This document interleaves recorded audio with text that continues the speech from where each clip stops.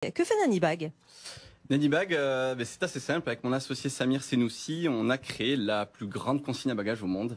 En d'autres termes, on permet aux voyageurs, donc aux touristes, de stocker leurs bagages dans des boutiques, des restaurants, des hôtels, pour qu'ils puissent enfin profiter de leur journée librement. Donc c'est du B2B2C? Ouais, on peut le voir comme ça, effectivement. Ce sont les commerçants qui eux-mêmes ont de l'espace disponible dans leur établissement. Ils vont essayer de monétiser cet espace pour gagner de l'argent. Alors vous avez été créé en 2016. Est-ce que dernièrement, avec la pandémie notamment, c'est ça qui a changé toute l'économie, votre business et votre activité ont évolué? Alors effectivement, ça a été une période particulière parce qu'on a eu 3 ans de pleine croissance au démarrage. Et ensuite, on a connu, comme beaucoup de personnes, le Covid. Oui. On a eu 2 ans de décroissance très forte. On a perdu 95% de chiffre d'affaires. On a beaucoup de commerçants qui ont fermé boutique, des voyageurs qui ne voyageaient plus, donc ça a été très difficile. Et finalement, on a tenu, comme quoi ça vaut le coup d'insister. Et là, aujourd'hui, en 2022, on a une très belle croissance.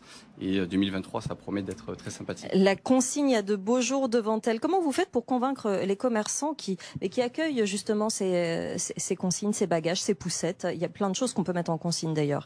En réalité, c'est assez simple. On ne vend rien. On leur permet de gagner de l'argent et en plus de ça, de leur amener des clients. Et comme l'a dit un de nos amis restaurateurs situé à côté du Louvre dans le Parisien il y a à peu près un mois, c'est la première fois qu'un Américain me paie pour déposer des bagages et en plus me commande une galette saucisse dans la foulée. Oui, effectivement, ça fait entrer du monde dans les boutiques. Vous opérez un peu partout en fait. Vous êtes où? Ouais, on opère un petit peu partout. Donc on a démarré en France, à Paris. Et honnêtement, c'est une des meilleures villes où démarrer cette activité. Oui. Et ensuite, on a commencé à développer les plus grandes villes européennes, donc principalement les capitales européennes. Et puis on a commencé à développer les États-Unis, le Canada et désormais également l'Asie. Vous avez combien d'utilisateurs?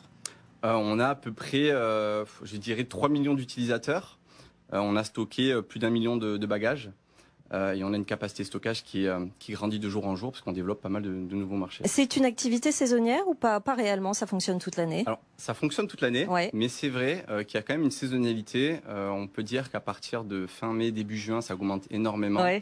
Et puis ça redescend un petit peu vers fin septembre. Donc on donne tout en général pendant l'été. Ouais. Au gré des déplacements, effectivement. Vous êtes 20 employés actuellement, mais vous allez recruter pas mal de personnes. 20 CDI à Paris. On va déjà parler de ces postes-là spécifiquement. À Paris, vous avez besoin de quel poste? Alors à Paris, effectivement, sur les 50 profils qu'on cherche, il y en a une vingtaine qui sont basés à Paris, donc en CDI. On cherche des gens pour nous aider sur la partie support client, en design, des développeurs bien évidemment, oui. Également des commerciaux parce qu'on fait pas mal de partenaires avec des grands comptes, comme je cite la RATP avec qui on va être partenaire cet été pour la Coupe du Monde de rugby. Donc voilà, c'est principalement ce genre de postes clés. Et vous avez aussi besoin d'une trentaine de freelance à l'international. C'est pour quoi faire ces freelances? Alors on utilise de plus en plus de freelance, comme beaucoup de startups. Oui. Et ces freelances nous aident à développer notre activité à l'étranger. Et principalement, on utilise souvent des étudiants qui ont besoin de compléter leurs revenus et qui ont du temps libre pendant leurs études. De nous aider à développer de nouveaux marchés. Donc on recrute par exemple des personnes à San Francisco, Miami, Los Angeles, Montréal, etc. C'est pour des missions définies dans le temps ou pas? Oui, ça peut être une mission qui va de 2 à 6 mois, parfois plus si on a des gros marchés. On utilise des étudiants qui vont faire tout le pays et qui nous aident simplement à développer le marché. Alors c'est marrant, je vois que vous avez 3 jours de télétravail par semaine et vous avez une politique flexible à l'international. Quand on va démarcher les boutiques comme ça, comment on fait pour faire du télétravail? Alors ça dépend. C'est pour quel type de poste ce télétravail par exemple? Alors le télétravail c'est pour les personnes qui sont basées à Paris. Oui. Bonne question. Surtout avec le sujet d'avant. Donc aujourd'hui on a 2 jours au bureau, 3 jours en télétravail. On n'ira pas plus que 3 jours au bureau et 2 jours de télétravail.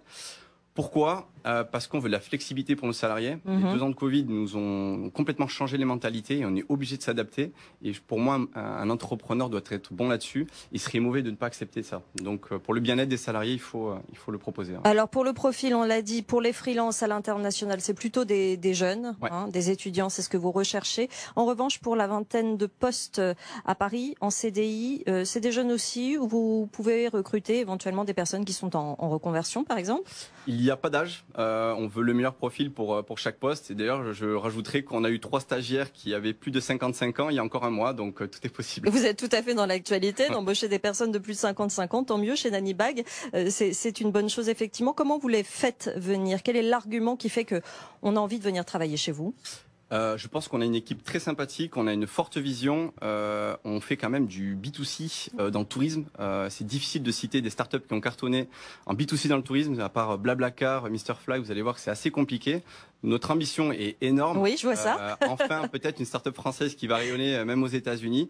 Donc, je pense que la vision fait que les gens ont envie d'adhérer et je pense que les gens ont envie de nous suivre avec mon associé. Une vingtaine de postes à Paris, on l'a dit, une trentaine de postes freelance à l'international. Si vous êtes jeune, vous êtes étudiant, vous avez envie de voyager, vous trouvez les offres sur Welcome to the Jungle et LinkedIn. Le contact, c'est contact@nannybag, NANYBAG.com pour postuler. Donc, on va reparler dans un instant du processus de recrutement. Mais avant cela, je vais accueillir le deuxième recruteur qui va s'installer à vos côtés. Je rappelle avant cela que depuis le début de la saison, 107 060